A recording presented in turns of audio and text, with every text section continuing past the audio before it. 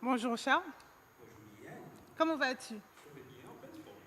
Si je te dis, venez comme vous êtes. Ça me dit quelque chose. Ça ressemble à un M et qui peut m'aider avec DC. McDo, je crois. McDo, tout à fait. C'est pas bon pour la santé, mais c'est bien de ce dont on parle. Même pour ceux qui ne consomment pas au McDo, cette phrase est une référence, n'est-ce pas?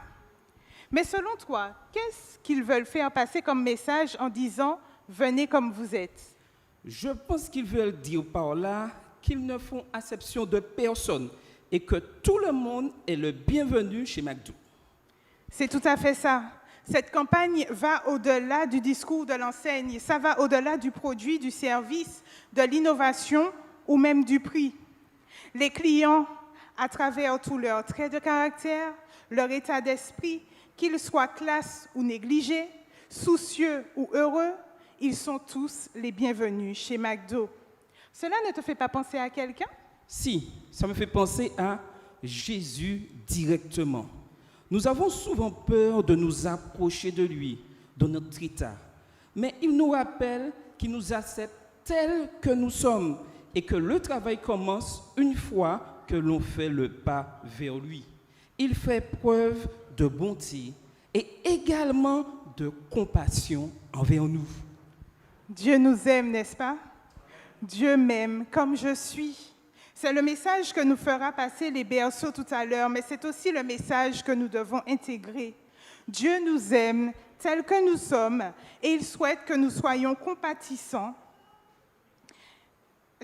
Dieu nous aime tels que nous sommes et il souhaite que nous soyons compatissants, que nous apprenions également à nos enfants à être compatissants et à être bons les uns envers les autres. Que peux-tu nous dire sur la compassion de Dieu?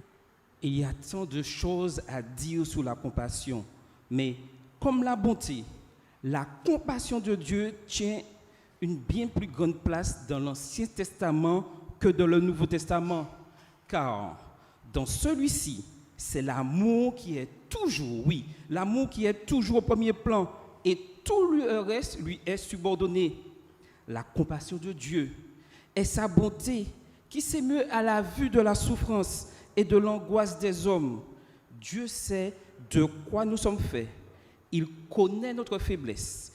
Il compatit, il compatit à nos douleurs. La compassion est aussi un sentiment éprouvé par l'homme en présence de la souffrance de son semblable. Littéralement, compatir, c'est souffrir avec quelqu'un. À vrai dire, il n'est pas possible de partager la souffrance des autres, à moins d'être atteint par le même coup. Compatir, c'est donc plus exactement souffrir de voir souffrir. La compassion est bien une souffrance réelle, mais produite par contre-coup, par une sorte d'ébranlement. Jésus frémit en lui-même et fut ému. Et nous voyons cela dans Jean 11, verset 38, Matthieu 9, verset 38, Matthieu 20, verset 34 et Luc 10, verset 33. Il faut se garder de confondre sur le plan humain la compassion avec la pitié, car celle-ci implique trop souvent un sentiment de supériorité ou de condescendance. Merci. De la part de celui qui le ressent. Une certaine humiliation pour celui qui en est l'objet. Elle marque ainsi une distance, un intervalle. Ce qui le montre bien, c'est qu'il ne nous est pas agréable d'être un objet de pitié pour les autres. Mais nous ne devons donc pas faire à autrui l'injure d'une pitié dont nous ne voulons pas pour nous-mêmes. D'ailleurs, quand un pharisien a demandé à Jésus quel était le plus grand commandement, Jésus a répondu que c'était celui d'aimer Dieu de tout notre cœur, de toute notre pensée et de toute notre force. Mais qu'est-ce qu'il a ajouté? Et voici le deuxième qui lui est semblable. Je vous écoute. Tu aimeras ton prochain comme toi-même. Le pharisien ne lui avait demandé qu'un seul des plus grands commandements. Mais Jésus en a cité deux et a expliqué non seulement ce que nous devons faire, mais aussi comment le faire. Aimer son prochain comme soi-même est la conséquence naturelle de notre amour et de notre attachement à Dieu. Venez comme vous êtes, non pas au McDo, frères et sœurs, mais à ce Dieu qui nous aime comme nous sommes, et de cela découlera l'amour pour notre prochain. Laissons-nous transporter par l'amour de Dieu et soyons attentifs et participatifs au moment de louange qui va suivre. Amen. Amen. Nous allons chanter avec les enfants, donc je pense qu'ils connaissent ce chant-là. Ils le chantent au berceau jardin. Donc, l'amour de Dieu est grand comme ça. On veut vous entendre bien fort, les enfants.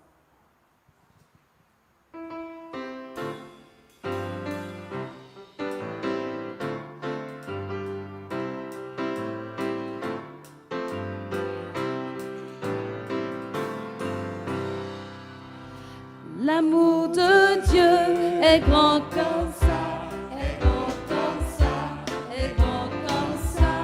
Il est pour toi, il est pour moi. Alléluia.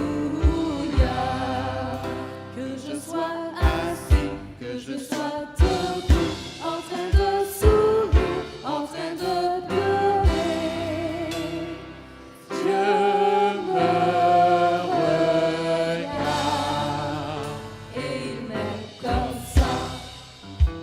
l'amour de Dieu est grand comme ça, est grand comme ça, est grand comme ça. Il est pour toi, il est pour moi. Alléluia. Quand je joue au foot ou bien du piano, que je tape la guitare ou bien fais dodo, Dieu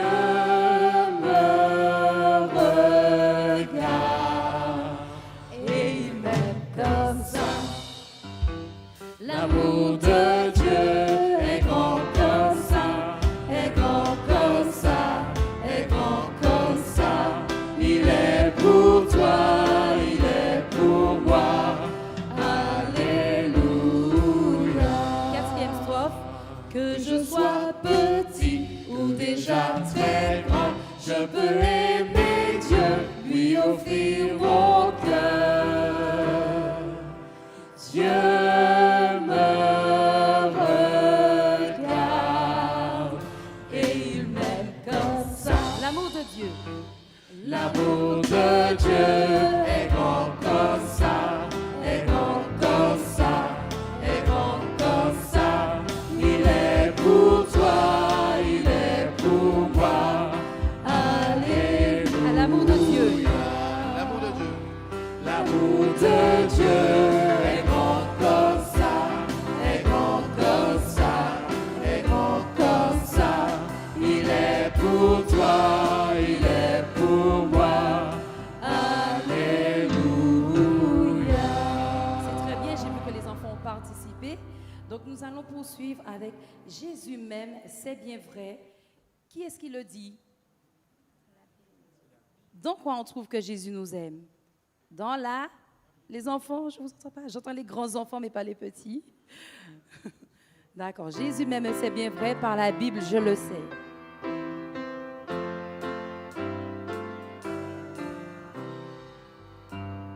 Jésus m'aime, c'est bien vrai.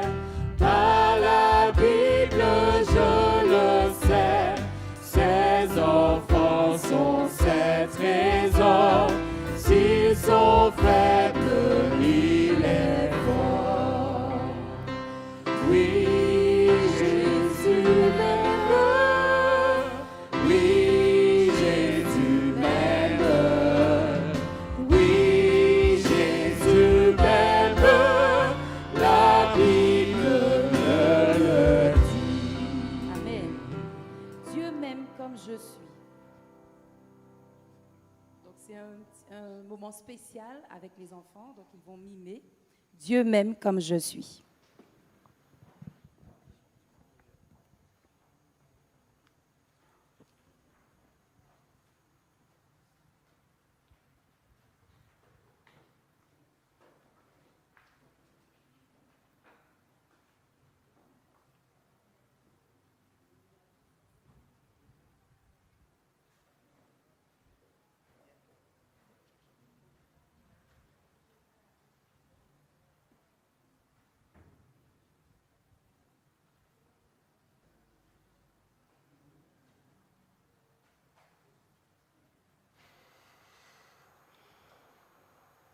Nous rendons grâce à Dieu, n'est-ce pas? C'est maintenant que nos enfants apprennent à participer à l'Église. N'hésitons pas à les encourager. Oui, l'Éternel est ma lumière et mon sauveur, de qui aurais-je crainte? L'Éternel est ma forteresse, il protège ma vie, de qui aurais-je peur? Que des méchants s'avancent contre moi, voulant me nuire. Ce sont mes ennemis, mes oppresseurs, qui perdent pied et tombent. Qu'une armée vienne m'assiéger, mon cœur reste sans crainte. Que l'on me déclare la guerre, je suis tout de même plein d'assurance.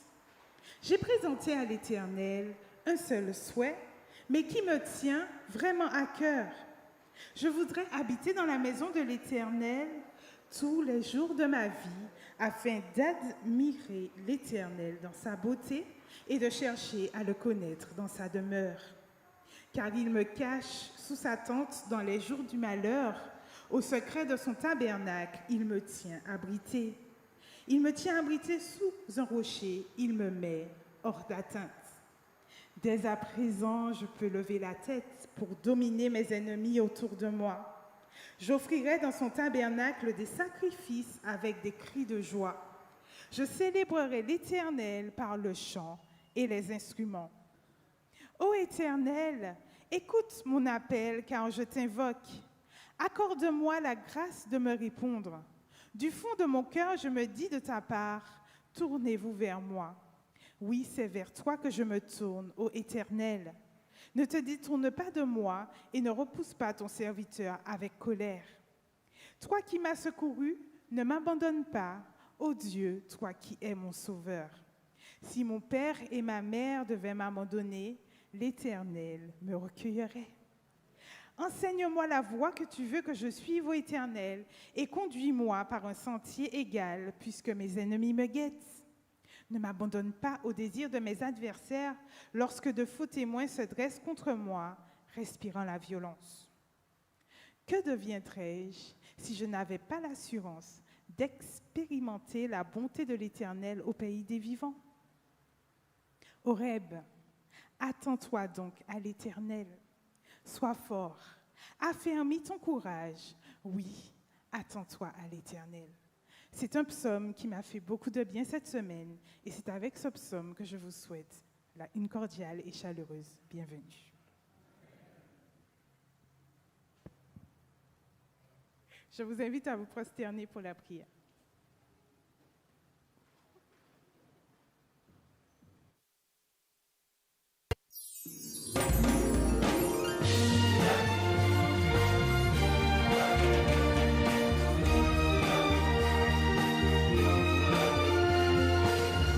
Bienvenue.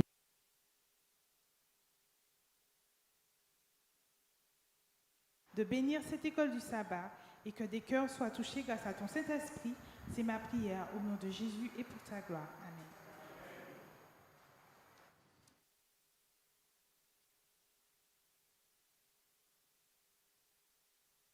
Je vous invite à écouter et à regarder le bulletin qui est dédié aux enfants ce matin.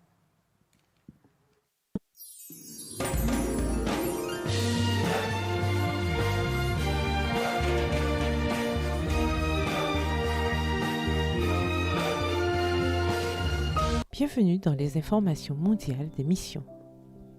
Abandonné dehors. Je suis là pour témoigner que quand j'ai intégré l'Église adventiste du 7e jour, j'ai fait face à beaucoup de difficultés avec mes parents, mais avec l'aide de mes frères de l'Église adventiste, j'ai réussi à gérer la situation. Donc, je suis là pour dire qu'il y a peut-être des gens qui souffrent par rapport à certaines situations, mais avec la prière et avec l'aide d'autres frères, ils peuvent aussi les surmonter.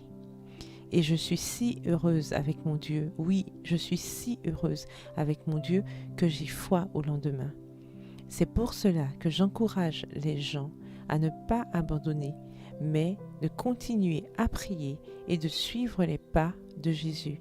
Par la grâce de Dieu, je sais qu'il m'aidera à avoir la victoire au nom de Jésus.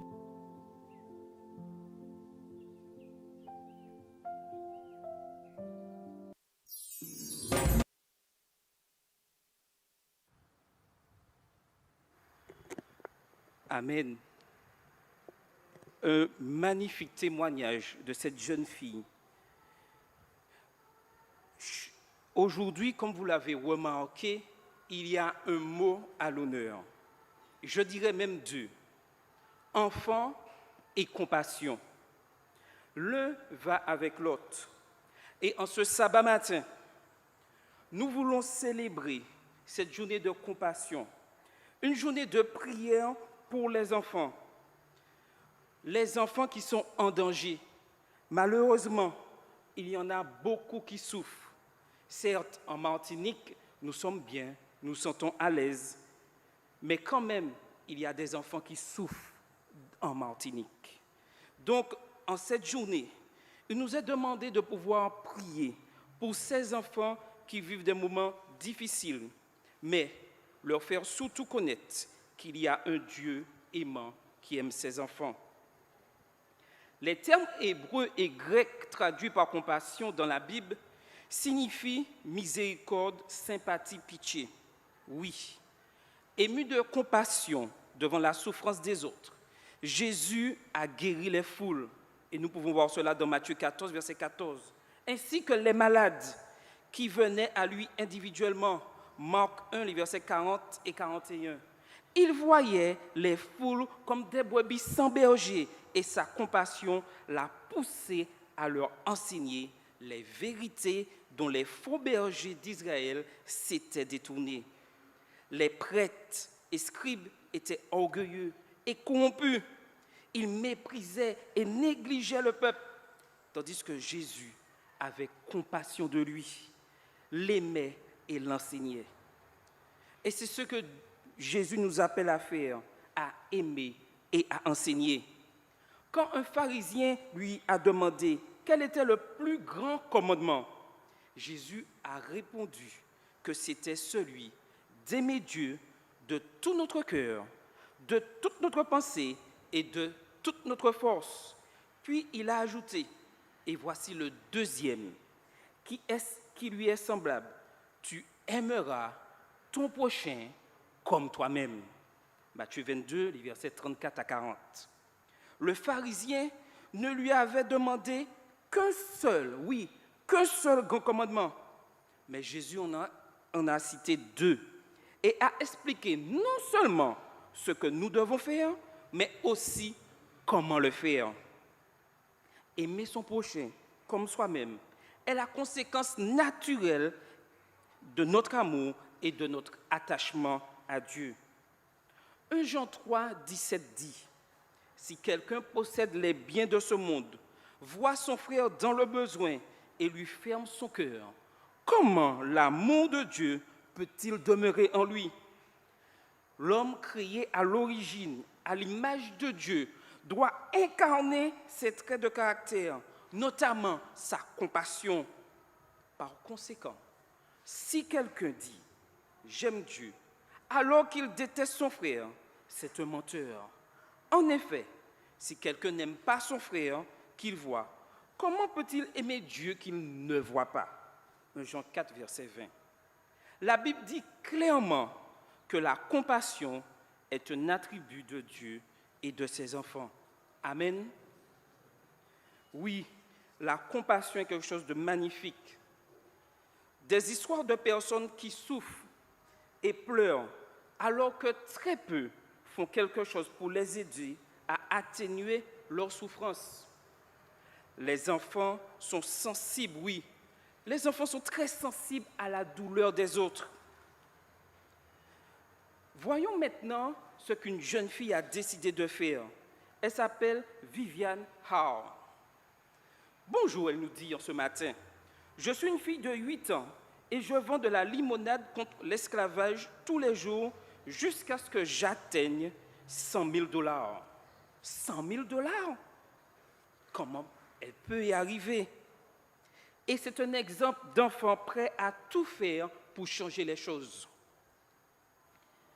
Pourquoi est-ce un exemple? Tout a commencé quand sa mère, émue, lui a fait voir une photo. Je me suis dit, je veux les aider. Et la seule façon que je connaisse pour gagner de l'argent est de vendre de la limonade. Vivienne, est-ce que l'esclavage des enfants a pris fin? Son père lui a répondu non. Et elle ajoute, eh bien, moi non plus, je n'ai pas fini. La vraie compassion ne signifie pas simplement ressentir la douleur d'une autre personne, mais être décidé, être décidé à l'éliminer. Et c'est Daniel Goleman qui le dit. Le bonheur consiste, en ce matin, à servir. La compassion n'est pas la compassion si elle n'est pas suivie d'action. S'il n'y a pas d'action, la compassion ne sert à rien. La vraie compassion est une véritable sympathie. Nous devons nous oublier et, devenir l'autre. Comprendre le besoin de quelqu'un, c'est la clé, c'est la clé pour parvenir à la compassion. Et la question ce matin pour nous tous est, qu'es-tu prêt à faire? Qu'es-tu prêt à faire? Amen. Je vous laisse regarder le bulletin missionnaire des adultes.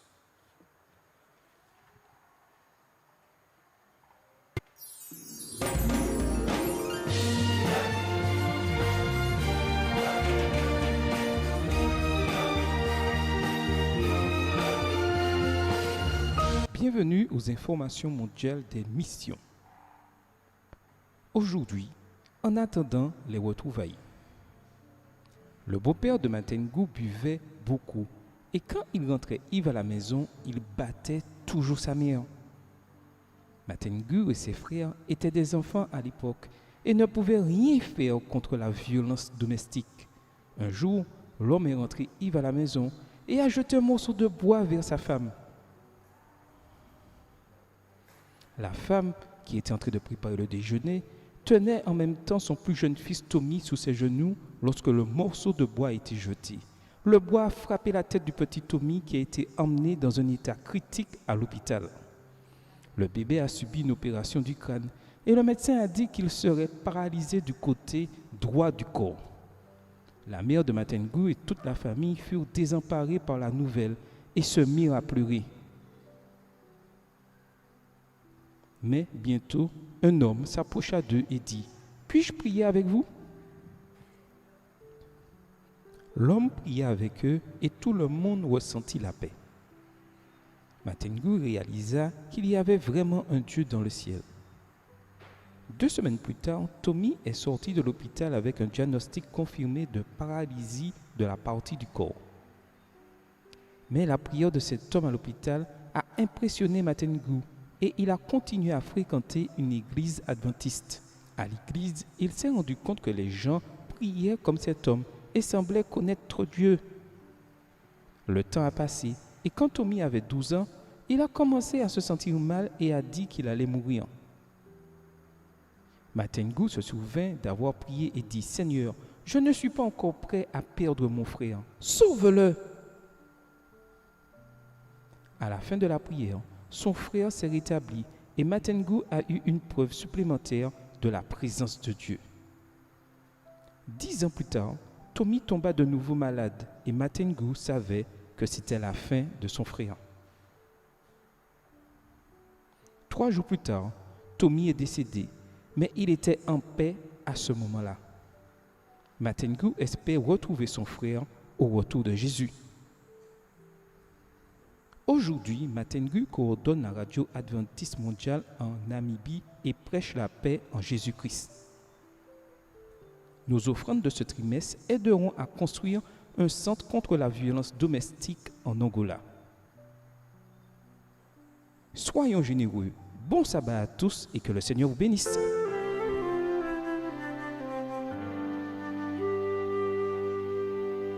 Et j'aimerais vous laisser avec cette réflexion pour chacun d'entre nous. Dieu nous appelle à respecter nos parents, à respecter ceux qui sont des héros de la foi, à respecter les anciens, ceux qui ont un parcours spirituel au sein de la communauté. Dieu nous appelle à les respecter, à les écouter, à prendre soin d'eux constamment. Par cette attitude, nous serons bénis, mais pas seulement nous, nos enfants, nos amis, à qui nous devons transmettre, je dirais, ce message. Dieu nous demande de faire preuve de discernement lorsqu'il s'agit aussi de respecter d'autres idées et plans auxquels des fois nous sommes en désaccord. Nous devons apprendre à nous respecter mutuellement, constamment dans tout ce que nous faisons. Et la question qui nous est laissée à notre réflexion ce matin, ferez-vous preuve de sagesse et d'amour dans le respect? Amen. La semaine prochaine, nous allons continuer à découvrir ce livre magnifique de la Genèse et nous verrons les racines d'Abraham. Et durant au moins 4 leçons, nous allons découvrir ce grand patriarche qui est Abraham. Je vais vous inviter à vous lever et nous terminerons notre école du sabbat par une prière.